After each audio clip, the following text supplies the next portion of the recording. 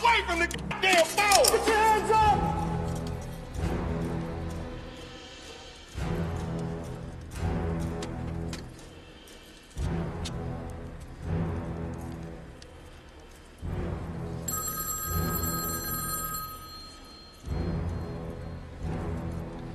I have to answer that phone. Just shut up and get him in the air!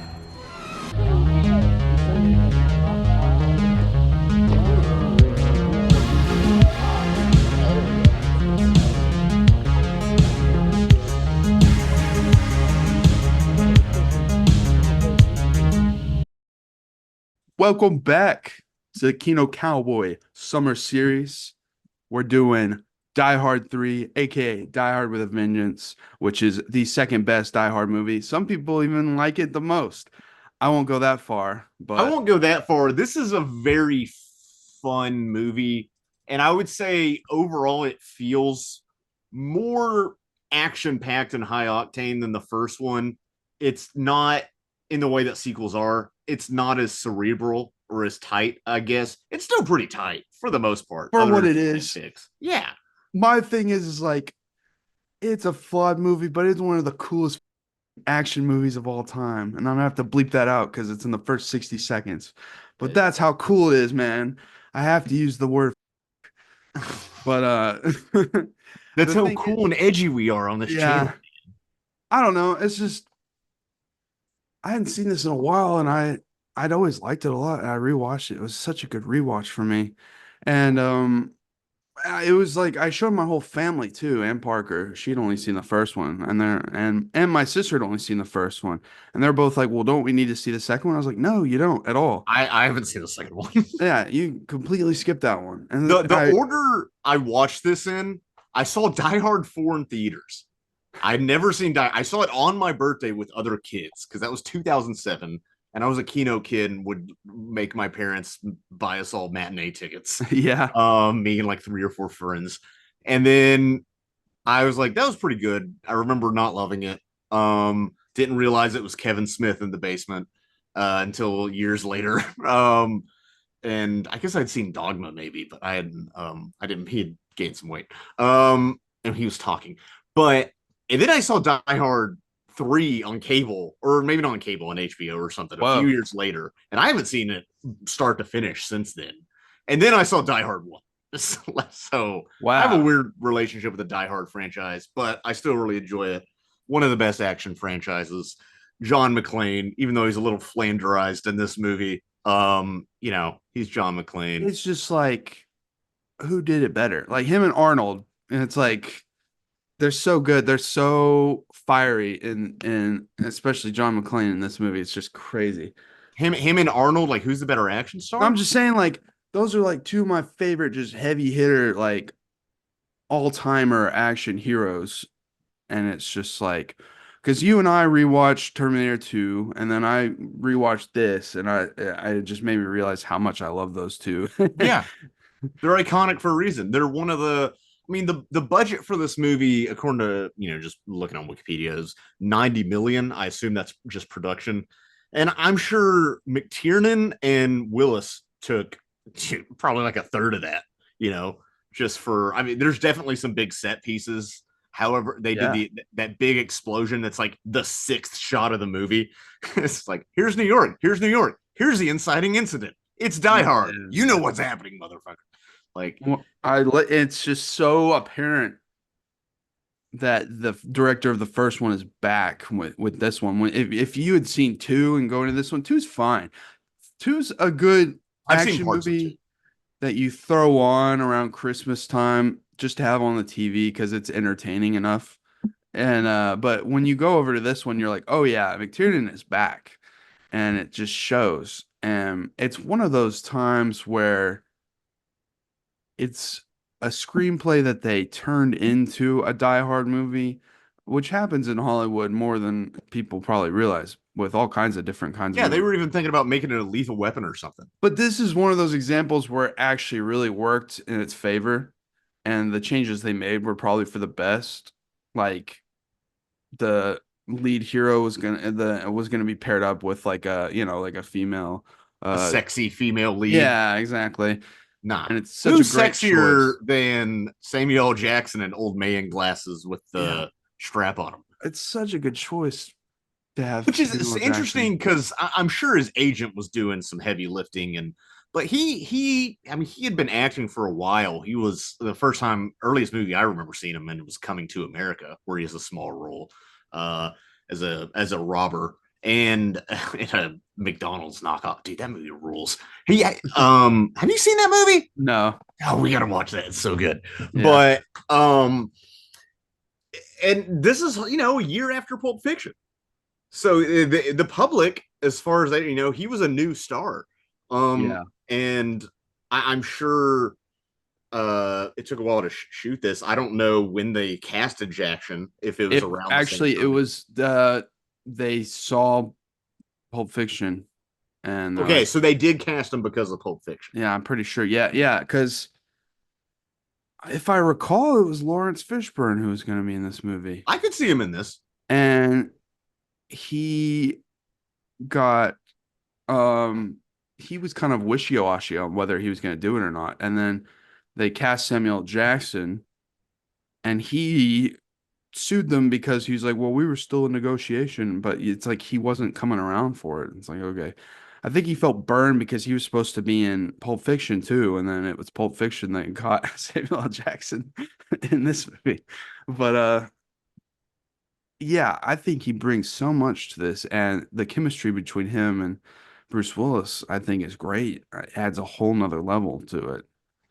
And No, it's like it is he great had, because we're so used to John McClane being so solitary. yeah, I mean, in the first one, he's by himself the whole movie, except for everything's done over, walkie talkies, talking with the cop and everybody. yeah, but he's so But isolated. yeah, he's so isolated. So it's good to see him, working with an entire police force in a more traditional. This is a more traditional cop movie. Yeah, In because all the honesty. first two, they're all in one location. He's stuck in one location, other than like one part in the second one with like there's the part in the snow and the shootout. But like pretty much the whole part of the second one's at the airport Yeah, trying to replicate it. And it's like, right. well, The can most unrealistic part of that movie for me is he's smoking in the airport, but that's just because I never flew before 2001. yeah. It's like, well, can Die Hard work outside of that one kind of constricted setting? Yes, it can. Yeah, of And course. He's John McClane. He's a charismatic guy. well, it's just cool. It's like they have the money to do things, when I was watching it, when you're really thinking behind the scenes, it's such an extended sequence of when they have to get from one point to another point in just like 30 minutes And they to the trip. drive through Central Park. And it's like, well, we're gonna have to do this or else, to get to the subway or whatever. And you see how many cars they have to like schedule to go at certain points and swerve out of the way at certain points. And it's so much, it's such an extended sequence. It's like, what would it have taken on paper to plan this entire like 10-minute sequence? It blows your mind. Like when, Because I don't know if people realize this, but when you block off streets like that, a lot of the time you're paying off businesses for potential lost business that they yeah, have, or if people complain, you give them a wad of cash. I read somewhere that there's somebody on set just like they'll give you some money if you complain if you're a local business owner. I don't know how true that is or if that's on every production, but no, the logistics I can't even wrap my head around the logistics of that.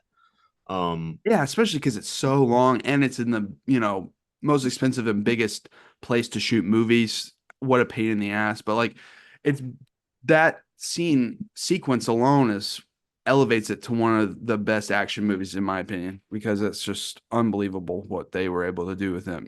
No, it's up there, and it's kind of played for laughs. I think this movie is. I mean, there's humor in the first one, but there's some almost winking at the camera and points at this because I said John McClane does get flanderized. We meet him; he already has a hangover. He's on the rocks with his wife again, and at this point, he's been through so much shit. He's just like, all right, I'm gonna commandeer this vehicle and then drive it through and knock off the mirrors and do all this because they set up the most ridiculous situations, which I even say in the movie. Like he wouldn't have had us drive this far in New York traffic, midday traffic. Yeah. If he wanted us to get there. It's so they intentionally set up these ludicrous situations just so they can exploit John McClane's personality Yeah. and, as being one of the, cops with an attitude or sort of thing. But I do like that he is already been suspended by the time it starts. Like he shouldn't be in this sort of situation anymore because he's just completely off, yeah, spiraling. And they have to pull in, and yeah, he's not even in LA with it. Like obviously something's gone on in LA to make now he's in New York. What's going on with Holly? He's not with Holly anymore. He's like not seeing his kids or something. So at least it does give him that kind of different from the first two. Like he's pretty far gone, and I No, wish it they, puts him as he's a fish out of water in a different way in the first two. Because yeah, he's stuck in these unusual environments. And he kind of is here. He feels halfway home. And he's originally a New York cop, because in the first movie, yeah, that's the whole conflict in the marriage, is that she took a job in LA and he's like, you didn't think, we're like, what this would do to our family, da, da, da, yeah, um and it does a good job of that. um yeah. yeah, It's. what surprises me is this movie was met with mixed reviews when it came out, Yeah, and a lot of what I see is it almost seems like people were tired of Die Hard or tired of the formula or felt like it was a retread, which is so odd to me because I don't feel like this movie. I mean, it has the same character, but other than that, it doesn't feel like a retread at all. well, who knows how many mid-ass action movies these people had to That's the put thing. up There's with. there's a lot of cop movies from this era. Because I just looked it up. The last action hero, which was pretty much parodying this whole era, came out 2 years before this. Yeah, also directed by John McTiernan. Yeah, so people are probably kind of but it's got such a legacy of like being the second best Die Hard. It's so underrated, and it's considered now one of the best action movies ever just because of how cool and fun it is.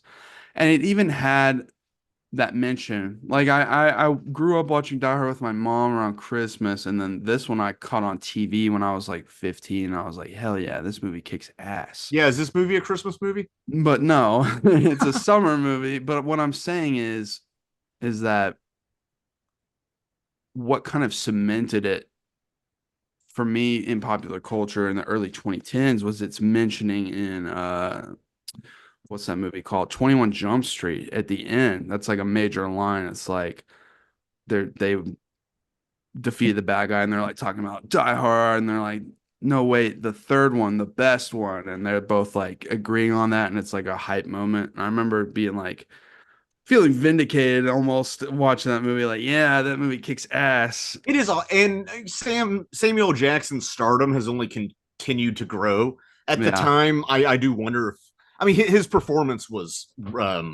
reviewed well, received well, but his celebrity has only grown, and he's become a mainstay. More than most actors. He's had a longer career than honestly most actors are, and Yeah. bigger in the spotlight than most actors, and frankly more than most black actors, because I mean, it's gotten better, of course, but even up until this time, it was. I remember Eddie Murphy, and that's more of the '80s, but he was talking about like there's wasn't even just like there's one big black actor in Hollywood. There's almost one big black entertainer in entertainment, outside of maybe some musicians stuff, and that's just from his mouth. But the fact that he's had a career that's lasted so long, I think, definitely cements him. He's not a flash in the pan. He's Samuel L. Jackson. Yeah.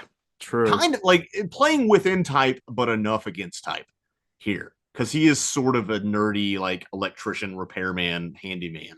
Yeah. I think it has a great setup. He's wanting his nephews to be educated and he's telling them to get to school and stuff like that, even though he lives in the middle of Harlem. So it's a good setup.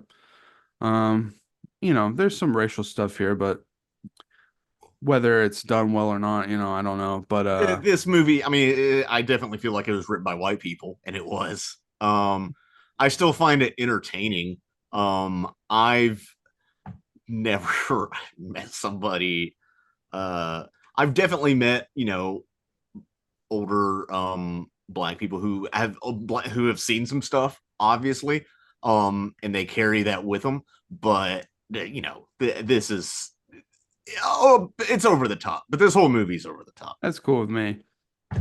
But just the scene that I see that has transcended generations now. I've seen TikTokers react to it is John McClane wearing the N-word on that thing he has to wear around his neck, which is a great idea of someone who hates you says, I'm going to do this and this guy has to do this or else people are going to die. Like, how fucked? Like, I don't know. That's a great setup It's ridiculous. because it just hits so hard. And then there's the famous TV edit of Yeah. I Hate Everyone. Which I guess when they do TV edits like that, do they just shoot it twice? They're like, okay, now we have to shoot it with a different. No, it's usually board. crudely edited over. Yeah, is it crudely? Now sometimes comedies will do alternate takes. There are clean takes. If you've ever watched Superbad on TV, I don't recommend it, but I watched it on TV and it was interesting that there were alternate takes used. Okay, it wasn't just ADR. Yeah. But yeah, not what everybody they're gonna start doing that. soon is they're just gonna deep fake the lip syncing. That's with ADR. Totally true though. They're already doing that for certain dubs. I've noticed. Yeah, I've heard about it. Fucking crazy. It'll get there. I don't know. But it's such an insane scene that I've seen like younger folks on TikTok react to it. And it's like, okay, cool. They think it's interesting, funny premise. Because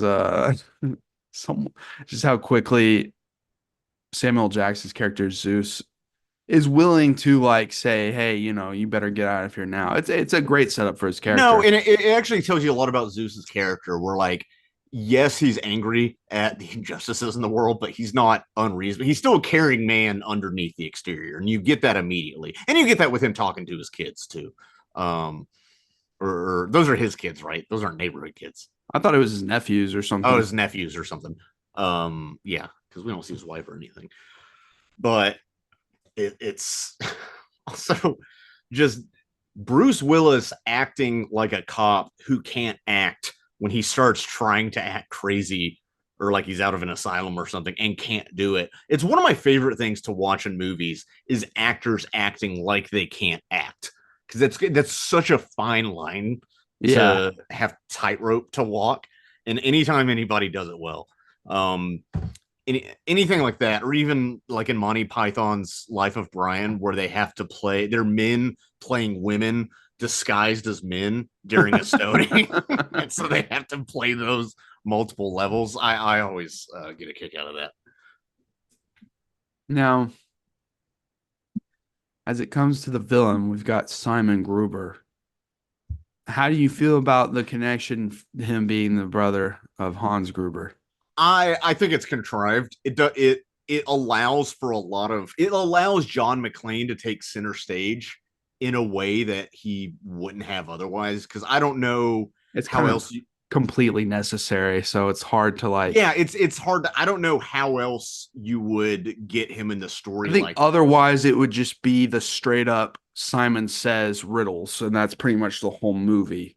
Just like maybe picked random people or a random because cop. What the premise is broad enough of like, okay, megalomaniacal bad guy forcing cops to do all this stuff, and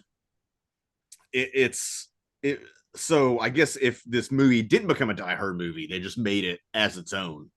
They just called it With a Vengeance, I guess. I don't know what they call it. But yeah, you would just have a random cop assigned.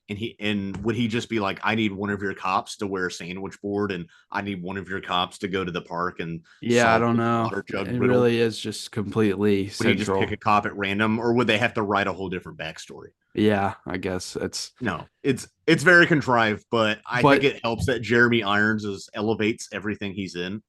No, totally. I think he's great. I even think he's great as Alfred in the Snyderverse movies.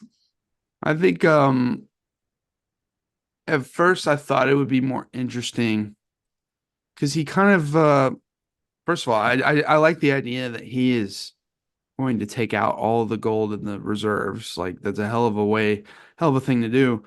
At first I thought it'd be more interesting if he was just doing it because it would cripple the United States financially. Maybe he was that kind of a guy, because he almost like plays into that, and then it just turns out no, he's just another guy who just wants to be rich. Well, that's the same twist as the first movie. Yeah, As the Gruber, it is a repeat in that sense. It's not a yeah, repeat in that it's a single location, but it's a repeat in that you think he's an ideologue, and then you learn no, he's just doing this. He does have a line where he says there's some Saudi princes or Iranians or somebody who they think they can get rich off of this. I don't know how. I don't fully understand the idea of gold reserves in the Federal Reserve anyway. What the Federal Reserve, I don't understand how the economy works. I think that's what I'm getting at. This is why I'm 31 and have roommates and do a podcast, because I don't understand economics. But even the plan of it's a twist later in the movie, or at least a twist to his own henchmen, that he's actually stealing the gold instead of just blowing it all up. yeah, But I was also thinking if they blew it all up, it's like, dude, if there's 190 billion with a B dollars at the bottom of the Hudson River or what have you, they're gonna dig it up. They're gonna get it somehow. They're at least gonna get a few billion of it. yeah. Because like you would have to like nuke it to really get rid of it. Like, what No, would you actually gold do? doesn't corrode, like hardly corrodes. You know, Yeah, you can have it under what, that's why you can get a gold locket or gold doubloons from a pirate's shipwreck, and hundreds of years later it'd be good. That's one of the yeah, reasons gold is valuable. So yeah. the terrorists, maybe they're just trying to send a message. Yeah. They even reference the 93 attempted bombing of the World Trade Centers, which are in this movie. I guess that would be recent. Um, it's interesting that when this movie was released, the threat of a terror attack on New York City would be in recent memory, but as something thwarted. If they made Yeah. if they made a post 9/11 version of this movie, it would feel completely different. And that's what you get with Live Free or Die Hard. You get all this government conspiracy, NSA, high tech, really almost NCIS level of computer hacking writing. Yeah, you get Boomer McClane thinking the White House was actually blown up and he has to run out and look. I always found that funny. But I don't know. Um the real question is if this plan actually happened today and he threatened to blow up one school out of all the schools in New York, would they actually send this entire force of cops all around the city to like pull kids out of school or make sure shit's safe? Well, would they do that in 1995? I don't know. Cops won't even go to a school in Texas that has an active shooter in it, so I don't know if cops would do anything. Okay, that was uncalled for. But the Well, you but know, also um realistic, I would say no. yeah. Well, I think either way, it makes for like a great escalation where all the cops are out of pretty much the city, and I love that it's easily explained by that those two kids. They're like, Oh, 90, the it's most like 90s Christmas. looking kids, Yeah, exactly. backwards baseball caps, stealing Yeah, Babe Ruths. exactly.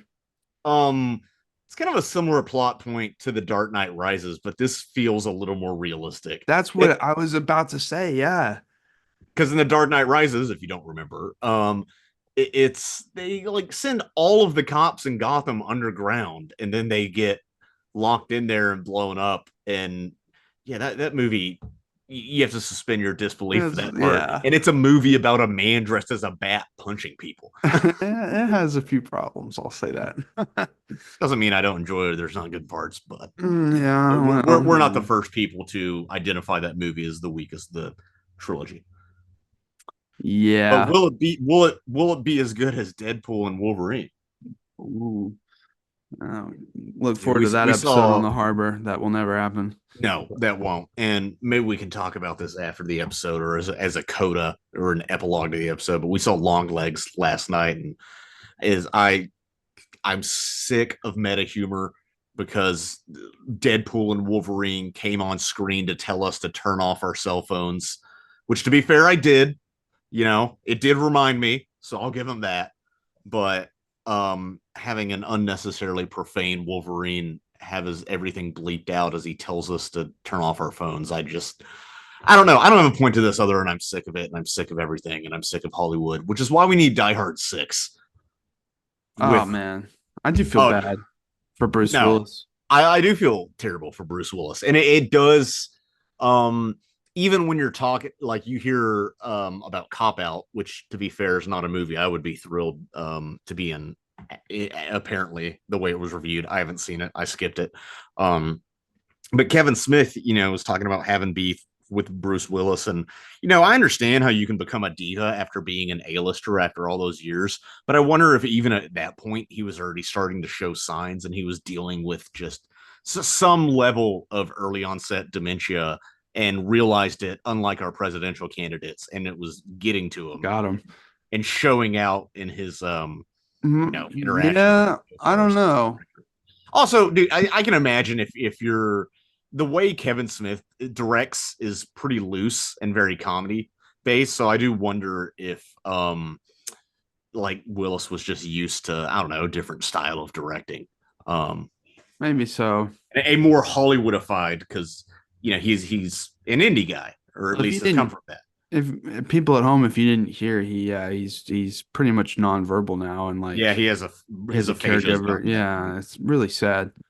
But a few like I'd say the mid 2010s, they were really trying to do a Die Hard 6, and they were trying to do it like an origin movie where it was like half of the movie was a young John McClane while the older John McClane was like in prison or something and he has to escape or something like that. And it was like, why would you have him before the incident at Nakatomi Plaza? Like, that's so stupid.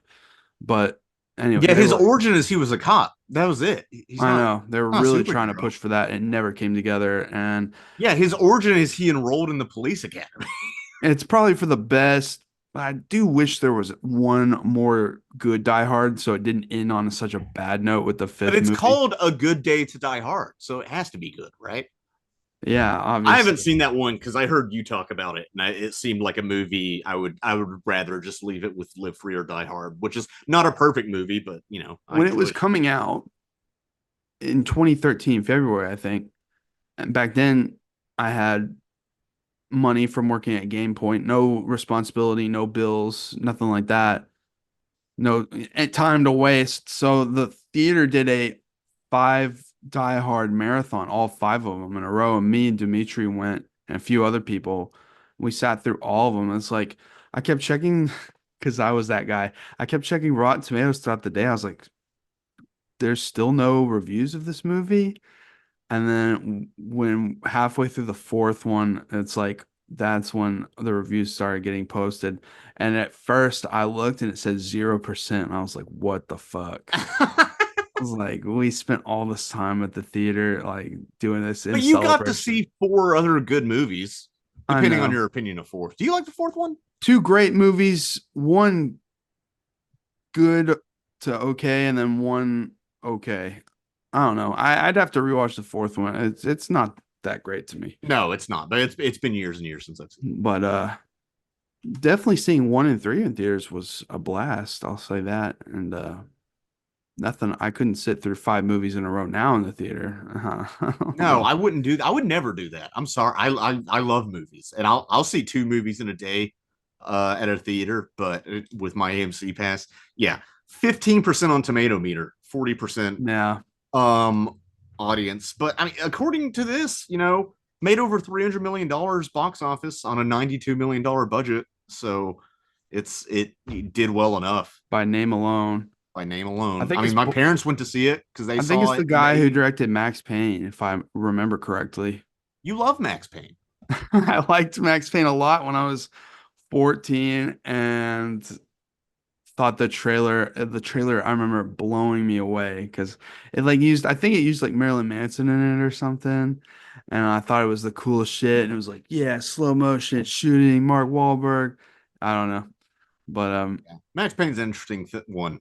I played the games too. The first two games are more pulpy than that, and then the third one's like Miami Vice sort of. I don't know.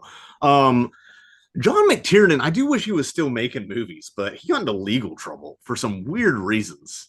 Oh, really? I mean, yeah, he had some trouble. He made some movies that weren't received well. Last Action Hero famously lost money. He did follow it up with this to, I guess, get him back. And Rollerball gets panned. That movie gets. I have not seen it, but that Oh, movie yeah. just. I haven't either. I Um, know of it though. yeah, not gonna do it. This movie, I think it goes on just a little too long. And I think they could have found a way to incorporate the true climax of the film without having to stop and make it feel like everything's over and then do another sequence. But that's because they didn't know how to end it initially because there was an alternate ending.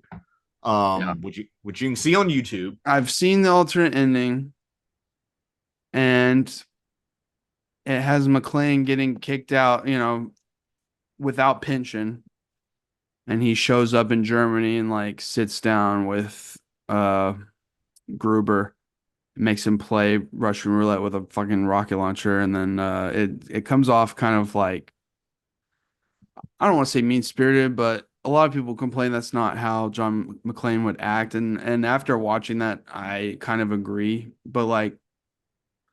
Yeah, because it still would have happened after the what felt like the falling action. So I don't really know what they could have done to incorporate, I don't know, make it a cleaner climax. I think the climax is fine because they had to reshoot the ending. They do have a bit of a Deus ex machina with the aspirin bottle. Yeah. Where so is it the name of the hotel or what have you is on the aspirin bottle? Yeah, Or wherever he bought it from the store, I guess in Quebec or wherever he was. It's like, so he got that and he kept it the whole time. And then what if he just stopped there before he came and did this mission? they probably did some snooping or some work with Interpol or the Canadian authorities Yeah. beforehand before doing a sting operation. But also, uh, Zeus is on that helicopter too for some reason. They just bring the civilian along, so it almost seems like they go directly from New York Harbor to Quebec later that Yeah. night. Which, if you look at a map, is not too far, but it does strain disbelief. But this whole movie kind of does, and you just have to go with it. I'm fine with it. I think the pacing of it's fine because we get one more big action sequence. Um, we get some ridiculous.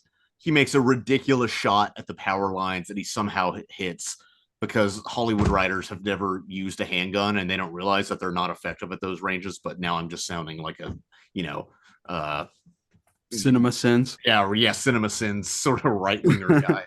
Um, I'm not There's gonna. so much cool gunplay though. And like my favorite shot of the movie is when he's in the car and it's like spinning around and it goes in on him shooting the gun while it's spinning around. Oh man, it's just iconic. And I like that Seuss is there.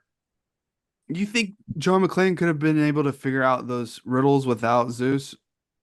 No, we know he isn't. It does add to the tension of the scenes that he's arguing so much with Zeus at the time. Because I Yeah. know in that situation, I would get too frustrated and I wouldn't be able to think. That's one reason I can't do escape rooms. I went to one once and just people arguing around me about what to do. I just got annoyed. It was like a Sartre play, like hell is other people, and I was just like, I can't do that. I gotta go. You guys solve it. But it's no, because we have the Saint Ives riddle, which is again that's a child's riddle. I remember I've read that riddle as a child before. And John McClane's about to give the wrong answer, although apparently he's not that good at math. But he's John McClane. But then Zeus has to be like, no, it's only one person going to Saint Ives. John does Yeah. solve the water pouring riddle though. Which I like that detail is like, okay, Zeus got the first one, but John could have gotten the math one, which you would have thought he was too much of a meathead maybe to understand or something. But no, he gets it. And you have to put it on the scale, and then they don't they just leave it there, or do they throw it No, no, away? no. They take the bomb because remember he jumps back over the fence. Is like, what if a Yeah, kid okay, yeah. finds it? Oh yeah, yeah, okay. And that's part of how they discover, or at least that Zeus discovers that something is up because he gives that to those fake cops that we don't see. Gruber, this is another thing that kind of strains disbelief, but you have to go with it. It's a whole movie. Is that he apparently buys off people and infiltrates the police department and is impersonating them, and also the Federal Reserve and also the Coast Guard. Apparently has a lot of connections with the Iranians or something. Or Well, I thought it was just like they were just dressed up as police officers since all the other police were out of the area. They wouldn't have to interact with them. Yeah, I guess that's true. But the fact that the other police were out of the area. Yeah. And I like that the because my brother, he hadn't seen even the first IR, but it was like we're all sitting down to watch it. So I was like, whatever, just watch it. It'll be all right. But he noticed immediately the scene that inspired the scene in The Incredibles, where Zeus is on the phone in the thing, and the cop's like holding the gun to him, and he's like, I have to answer this phone. I immediately thought of Frozone, and Yeah. I was thinking, do you have it on record that inspired The Incredibles, or do you think that's just a parallel? Plainly obvious. Yeah, I think it's pretty obvious. Yeah, and that was the most unrealistic thing in the movie, that the cop just didn't shoot him right then and there as he reached for the phone. I don't know. He looked. I think they cast him well. He looks like a. They did. Cop, he looks like a very green.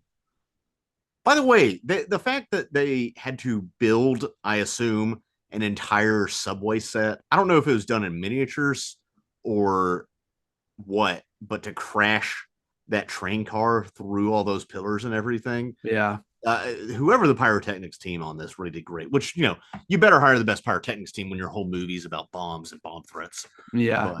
But, even the fact that they were able to, set off of those charges and spray dust all over the streets of New York in the opening scene. I do like that, like, the whole reason they were rushing was to get to that phone. He doesn't even get to answer the phone anyway, and the bomb just goes off. Obviously, it's good that McClane was there to throw it, but like it was still going to go off, and it still did a lot of damage. So, but does the fact that I guess what I'm trying to say is that his conflict with McClane is only a small part of it, and he's really just playing with him and toying with him because of personal reasons. It doesn't really, because at one point they're like, just kill him. He's like, all right, goodbye, John McClane, and then it's no big deal. But does that undercut the rest of the movie? Because it kind of shifts once they realize that what the real plan is. It shifts away from the whole Simon Says thing, and it's like, well, why did we set all of this up in the first place? I guess because it's interesting. Because it's interesting and it's fun. I think there's a lot of rule of cool going on in this movie. Yeah. Is that certain things are cool. That's why it's still pretty tight as a screenplay, but not as tight as the first one, I think. Yeah. There's a lot more suspension. I mean, there's not enough to be a 59% of critics or whatever it is. It's like, yeah, come on, man. This is an entertaining ass movie. No, I think it's better than that. I think they very intentionally set up that police psychologist early in the movie, saying he's a narcissist with possible paranoid schizophrenic, which he's not.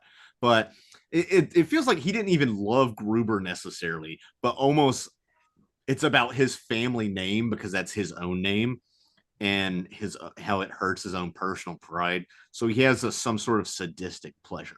Not completely. He doesn't blow up the school. Yeah, he gets mad when that one guy is like killing the cops or whatever, and he doesn't want people killed, and then he gets mad at his like woman who's like that cool sword knife lady. Yeah, it's just one of those femme fatales. Very German looking. Get me the most German looking woman you can. Yeah. For Jeremy Irons, who, like his brother Alan Rickman, is not German at all. Yeah, I know. Convincing enough to me, though. Very convincing. I thought, because when I first watched it, I didn't know who Jeremy Irons was. I was just a teenager, so yeah. But it's like now I've seen so many more Jeremy Irons roles, and I'm like, oh wow, this is crazy. No, he has range. He's Scar from The Lion King. That's another thing I also enjoy. One of those tropes is he's a British guy playing a German character who in certain scenes is trying to do an American accent. So that's another thing where I always appreciate the layers of like, okay, so you have to know how to do an American accent, but do it wrong in another language that I assume you don't speak. Yeah, dude, but Alan Rickman does it. My one of my favorite scenes in the first one is Alan Rickman doing his like, oh my God, I'm so scared. Oh yeah. It's Well, so you hear good. yeah, it is good. And you hear that a lot when British people, and we do the same thing when we try to make fun of British people's accents, we end up sounding like what's his name from Mary Poppins? Yeah. What's the actor's name? I can't remember. Dick Van Dyke. Yeah, Dick Van Dyke, duh. We end up sounding like Dick Van Dyke, but Mary Poppins. a lot of people get this real Californian sort of drawl on it, which Yeah, I find entertaining. I don't care. I do too. But and that does show like that John McClane, like, yeah, he's a fuck up. He's kind of a loudmouth meathead in some ways, but he's clever, man. He figures shit out and turns the tide. And I like that he immediately figures out the plan just from like certain context clues. He's like, oh my God, this is what's going on. And Yeah, well, and he gets it because he's like, wait a minute, this is a Gruber. I know what's going on. They're just gonna steal yeah. stuff. Hang on. He's That's wait a hella minute, deja I've vu. seen Die Hard 1. That's what Yeah, it says. That should be in the script. he takes Zeus to the car and puts in a portable DVD player. And is like, okay, let's watch this to figure out Yeah, what's Zeus going is on. like, what's a DVD? But or even as a former ESL teacher, I appreciate that he catches on of their incorrect usage of American idioms. They say when he's at the Federal Reserve building and they're in the elevator, he says raiding dogs and cats, and then another time he says lift instead of elevator. That's another one because Oh yeah. yeah, because in Europe they learn British English because Yeah, okay. thousands of miles closer. So that's something. I'm still dealing with the trauma of having to teach British English and feeling like I betrayed my countrymen. I like the genuine intense suspense throughout the whole movie, especially with the school that might be bombing. Even having seen the movie, knowing that it's just a fluke, it's not real, there's still just insane dread. And watching it with my family was great, especially like my fiance Parker. She's not overly into just nonstop action movies. That's just not her thing usually, but she was glued to this one more than the first one, actually. I made her watch the first one and she was like, it's not really my thing. This one she was actually more into, which I can't figure out why, but I guess I think what really caught her was that stunt we talked about with like that extended sequence of the car going through Central Park and stuff like that. It's just a crazy like idea. Yeah, no, this is a higher octane, more stunt driven movie, and just bigger budget all around. You have to build sets where they're drilling through the wall and doing all that. Yeah. I do find from a structural perspective. So I just read, which I've mentioned on this podcast before, and I finished reading it. I just finished reading Save the Cat, which is one of the most popular screenwriting books. It is certainly not without its problems. It teaches how to write and sell very sort of generic Hollywood structure spec scripts. To be fair, the guy, even though the movies he got produced weren't super well received, did make millions off of spec scripts back when you could sell spec scripts. I think that craze has died down. I don't know what the market is for spec scripts now that everything has to be IP driven. Yeah. Who knows? Except in horror, where you can do original things. But he was saying I always get it confused. Like the 3-act structure is so vague. I think it's very useful pedagogically because you're kind of just saying a story has a beginning, middle, and end. Yeah. Because I've also seen people break movies that are in 3 acts and they break them into 6 acts, just depending on how you view it. I also never get like it's a act break is at a point of no return. I'm like, isn't every scene a point of no return unless it's a time travel movie? I don't understand. Isn't time linear? Isn't that what's happening? I know what you're saying, like dramaturgically, but anyway, he says a lot of movies have at the midway point have another break. They have another turn, and I found it very structurally interesting that once we get the threat of the schools, they deal with that. They talk to the FBI agents. We drop that it's Han Gruber's brother. And then we physically go away from McClane for a good 10 plus minutes just to really introduce Irons as the villain and their plan and show all of that to the audience. Yeah, it does go on. I did notice that, and I love that, like, for the first, bit, you don't know what this guy looks like, and you're wondering if it was like a different kind of thriller, you might have not even seen this guy until the end. But it's like, no, we gotta introduce this guy, and not just that, but like there's so much to his plan that we're gonna be here for a minute. Oh, it's so convoluted. Yeah. But that's the megalomaniacal. And the movie's better for it, I think, because Yeah. the plan itself is interesting. In infiltrating the reserve is an interesting set piece. And even though we're away and putting aside the drama of John McClane and Zeus, first of all, Jeremy Irons is a terrific actor who Yeah. elevates everything he's in, like I said. And you just spend enough time with the villain to develop him, which is a criticism of a lot of movies I hear these days, and just a lot of movies I see in general. Everything from superhero movies to certain Mission Impossible movies where the villains are underdeveloped and they're just an obstacle to overcome. I've heard people, for instance, say that villains shouldn't learn their lessons or have an arc. I don't think there's really an arc in this movie to Gruber, and that is his downfall. Because if he hadn't been so maniacal and chasing after McClane, he wouldn't have gotten electrocuted and blown up at the end. But it's the fact that it just takes its time is good. And not enough movies do that. Totally. Because I don't feel like this movie's too long, personally. I understand why you would. It runs a little over 2 hours, but I don't know what I would cut because it's a very briskly paced movie. It is very briskly paced. I don't know. I just, yeah, it's not a complaint, really, but I just wondered if there was a way to just kind of incorporate everything that needed to happen in the climax in one sequence instead of breaking it into two, basically, and having a kind of a fake out, I guess, with the boat and all that. I do like the boat though, and I like that Zeus gets to like have hero moments himself, and I like that. He was going to shoot Gruber. He Yeah. don't kill him. Hey, man. How many? Which is pretty crazy if you think about it. Yeah, because like He's just a handyman. it does start out, but he's initially you can tell he's intrigued as soon as McClane says like, "Hey, I'm a cop. This is cop business." He's like, "Oh shit, what the hell?" But he's immediately ready to defend him from the gang that's about to kill him. And stuff. Well, it's pretty interesting because Zeus must have a very good judge of character and be able to tell if people are lying. Because if somebody was wearing a sandwich board with that in Harlem and said, "Hey, I'm a cop," well, first of all, it's like, yeah, you're a racist cop. That makes sense. But it would also all our cop subscribers are gonna unsubscribe after this episode with all the jabs I've had. But also, like, I don't know, would you believe that guy if some guy's crazy enough to do that? And Well, like, it's "Hey, such I'm an a cop." insane situation that I would have never have thought of or seen before that I might believe him. Especially if he just starts talking real like serious and normal, then maybe I would believe him. I don't know. I don't know. Or he'd be a crazy homeless guy. But It's also New York. like, It's hard to tell. but he quickly learns that there's a gun taped to his back. So,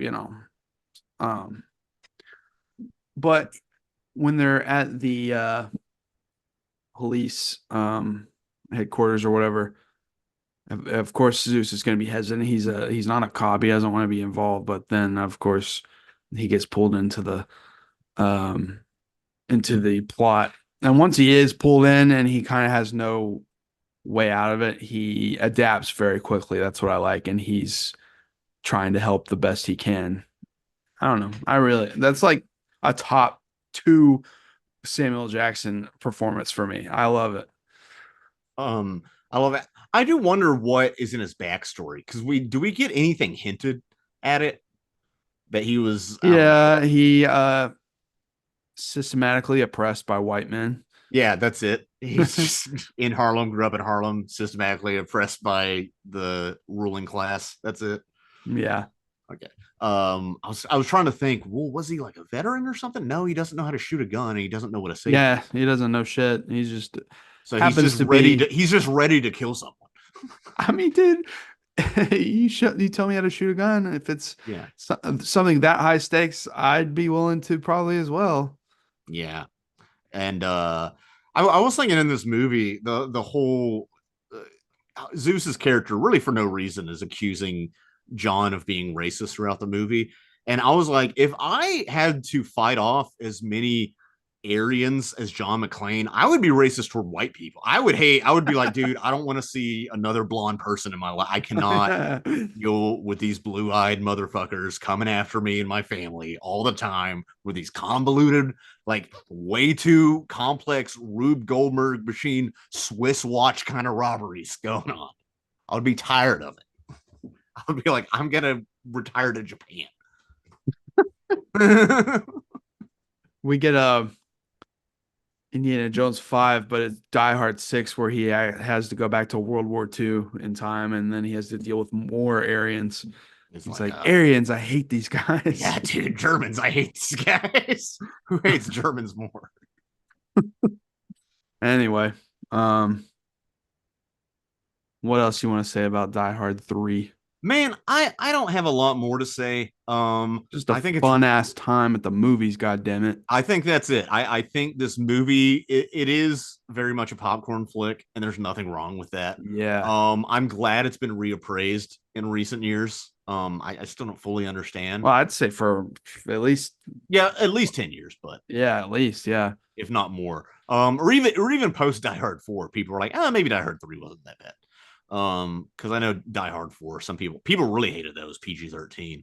They did. Yeah, that's fucking stupid. Yeah, they did shove in a yippee ki motherfucker at the end of this, which is still, I don't know why they made it his catchphrase, but whatever. Yeah.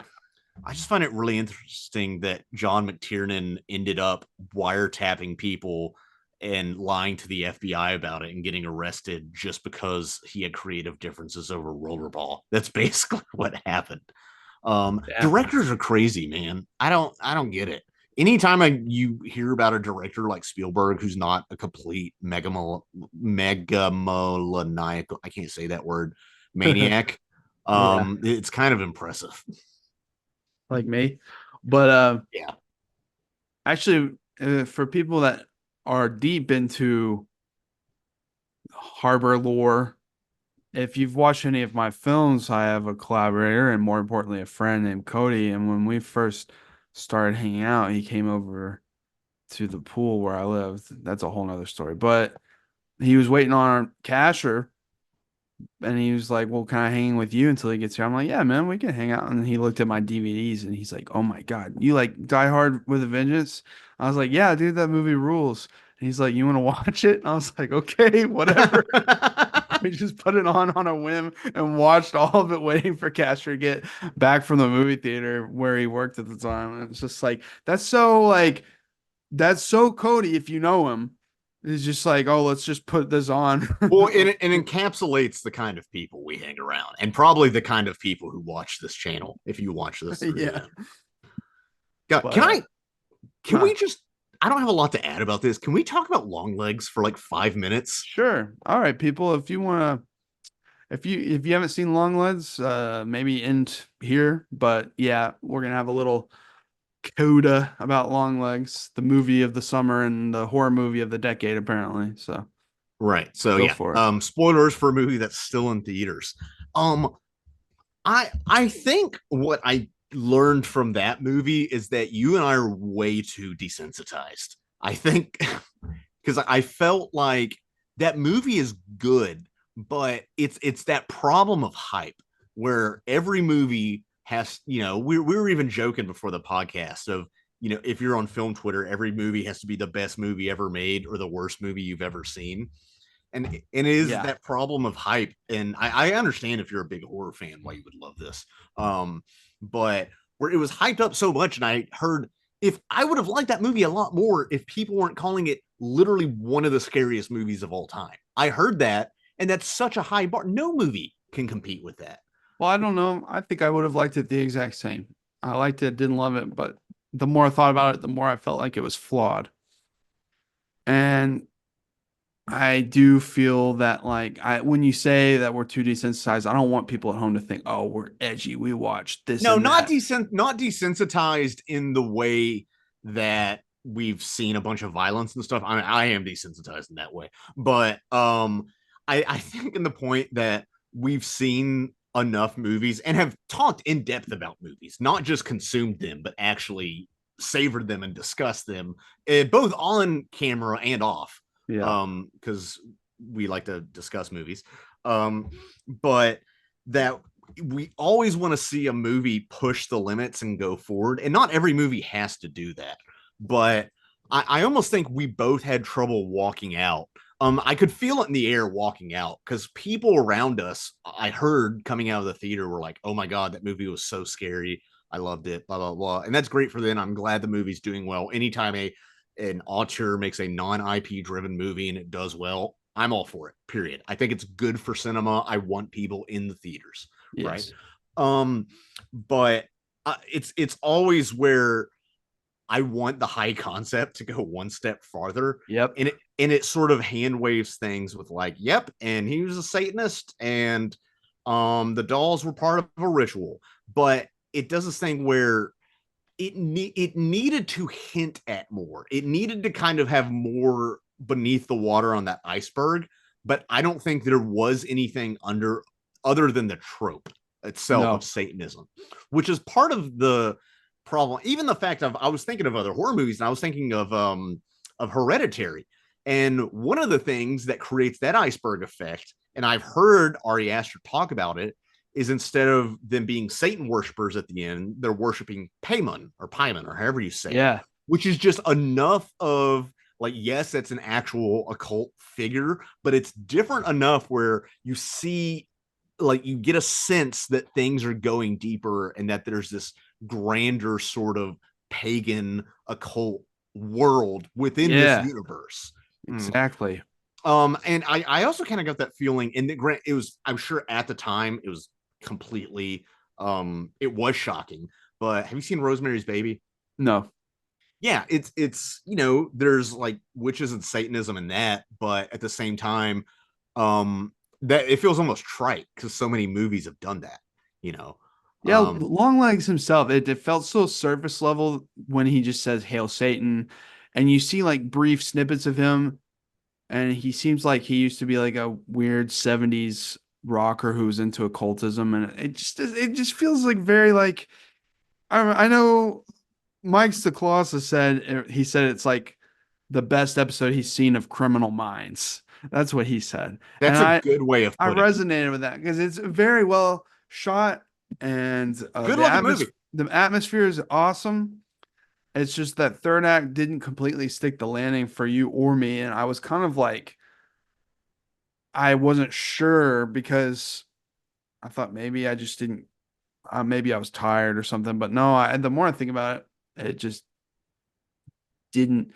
I wish yeah, it needed more lore, or it needed like something to elevate it just a little bit crazy. I feel like that.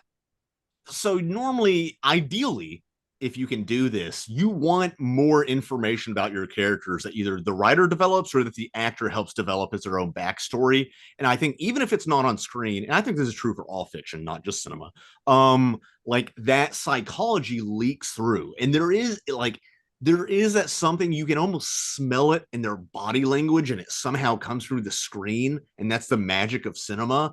And watching that and thinking about it, I almost feel like the writer was it written and directed by the same guy, but I almost feel like that work wasn't done, and some of that subtext work of like looking into the script for subtext and meaning wasn't done, because I'm not sure if the movie, not that every movie has to have something to say, but I'm trying to think if the movie had anything else to say.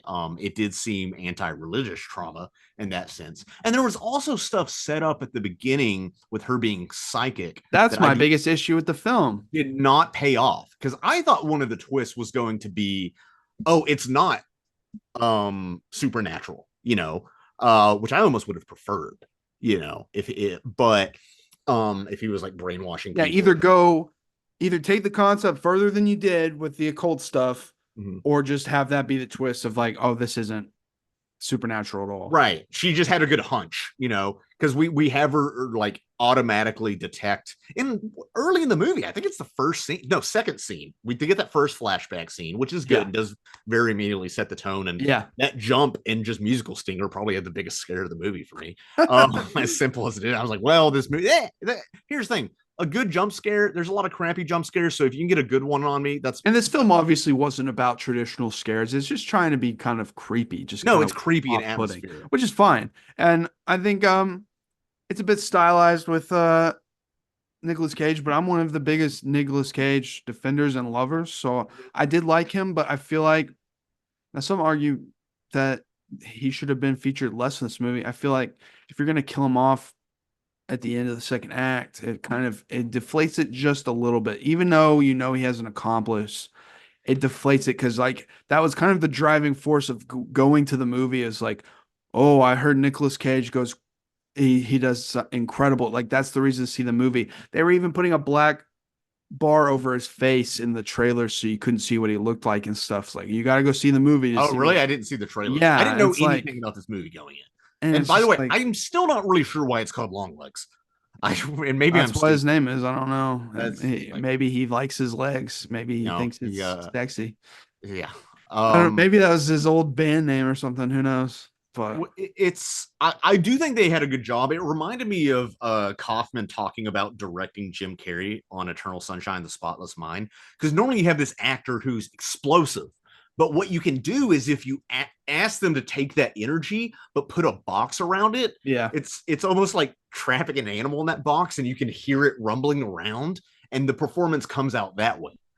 And I think he did I do think like Cage did a great job, and they used him very well. But I think the script killed him because it was very convenient, and they didn't know what else to do with him. And I think the psychic thing was written for convenience. I really do. I think it gave an excuse for her to put clues together. And I am glad that this movie focused more on mood than having the audience like, let's try to figure out the mystery, because then it would feel like an episode of SVU or Criminal Minds or something too much. And I also think a lot of the times in mystery, like people who focus too much on the Rube Goldberg sort of storytelling of mysteries, I almost think it kind of doesn't matter, like as long as it works, I'm trying to explain it better than I am right now. But like the actual reveal of like how it was done, or the audience being able to figure it out or not figure it out. First of all, I don't know if the audience really wants to completely figure it out. I know I don't when I watch movies. I want to be taken for the ride. But also I even thought some of the twist of like, oh, it was her mom all along, that was almost too easy. I knew something was going on with her and she was involved in some way, but I was like, oh, okay, so her mom's involved. But anyway, going back to my point, I think the reason they had her psychic is just so she could kind of put together all these clues by staring at these vision boards and mind maps that she made without actually having to write in like clues and her solving them. I mean, they kind of did that with some of the occult imagery, but then again, I also respect that they wanted to focus on mood and not let's solve a bunch of clues like Sherlock Holmes. Here's the biggest plot hole. What I can't get over is if it's shown, she shows it to her, I guess it's her partner now. She's like a junior cop. Well, not a junior cop. You know what I mean? Like she's an entry level FBI agent. So, but she shows it to him that there's an algorithm to the way these killings slash sacrifices are. And it's like these 9-year-olds that have a birthday on the 13th. And that seems to be the correlation. Now, why wouldn't he realize that his own daughter has this birthday on the 13th? No, it's not brought up. I also was thinking, dang, does this girl not have any other kids at her birthday party? Is it just her parents and then her dad's cop partner? Yeah, I guess like maybe she came in, or maybe the nun came in earlier that morning or something, and then they like called everybody and canceled maybe the birthday. But that's something we're having to think of, I know, yeah, I don't know. And hand wave for the director and writer, which I still enjoyed the movie. I think overall I enjoyed it, but I just like people are acting like it's the horror event of the decade. I was seeing people on Twitter. I was like trying to get out to go see this movie because so many people were talking about Twitter, and I saw a screenshot of the main character when she's looking out the window and like covering her mouth because she saw the Asian lady get her head blown the fuck off with a shotgun. And the person like posted that screenshot. She's like, "Oh my God, this shot for the trailer is so much scarier now that I've seen the movie." And it's like, dude, like, It's a okay. reaction shot. Now that I've seen it, it's like, yeah, okay, someone got shot in the head. That's not like the most horrifying horror thing I've ever seen. No, that's It's kind just a of weird, and standard. like so many people were like retweeting it and saying like, "Oh my God, it's so fucked up." And I feel like an edgelord saying that, but it's just it didn't like it could have been a little more thrilling, I guess, if it's like you watch her come up, but it's like I don't know, I've seen so many similar horror movies executing scenes very similar ways that it's just not that engaging. Maybe I need to watch less movies. I don't know. I probably I need think I to. get I'm I need such to get a out more. I'm such a cuck for like taking movies to the next level that like I get spoiled by like the Suspiria remake by Luca, whatever his name is, who directed the Yeah, Challengers. which I didn't actually love that remake. I I thought it prefer was the original awesome. Suspiria. But it's like that's just Also, there's like some stuff about Lacan in there that I think it's trying to say, but I've never read Lacan and don't know that much about psychoanalysis. Nor I will know I. it's just I I don't kind know. of like Late Night with. If we're talking horror movies this year, I like Late Night with the Devil But kind of even more. that one, it's like Longlegs. we get the concept and it's a really cool concept. It's like okay, she's her her face like opens up in two different ways and like everything goes crazy at the end. I was like, yeah, that's cool. It's going crazy. But then even that takes it a step further, becomes non-diegetic and fucking suddenly at the center of his subconscious. And that Yeah, takes we it get all to these the next dream level. sequences in the end, kind of Yeah. hammering home. Yeah. So I don't know. All This right. movie's good, but it's not great. And I'm Not as good as Die Hard with a Vengeance. yeah, no, I love Die Hard with a Vengeance much more than Longlegs. Sorry. Um, but I have nothing to add. if anyone, if you were on the fence about seeing it, and yeah, go see it, support it, but Yeah, I still contra- think it's worth seeing. controversial, but I like Maxine more. So I just really like Mia Goth, and I like the sleaze of those movies, that trilogy. So I would recommend go seeing that over Longlegs, but that's just my specific taste in sleaze and slasher, giallo, horror kind of stuff. Anyway, thanks for listening, everybody. We'll see you next week. I think next week we'll probably do our final like summer series episode, and then we'll go back to regularly scheduled programming. So look forward to that. And if you're If you in want Little to, Rock on the 29th of yeah, July, I'm going to be defending the roast battle title there you go. from the other hacks in this comedy scene. Catch me on the Partially Cooked podcast. You can listen to it here on YouTube or Spotify, wherever you get podcasts. Talk about it. I'm also on a show Thursday, which you won't be able to see, but I'm doing stuff. Follow me at Yeah. Slack Comedy. If you want to support me and the channel, I wrote a book. You can buy it in the description below. Coming of age book based on my own coming of age, if you will. And then we have a tie-in film, and then we have over 150 episodes of this show right here that you can go watch. And we have several video essays, one coming out real soon on Saltburn. So look forward to that. Thanks for listening, everybody. We'll see you next week.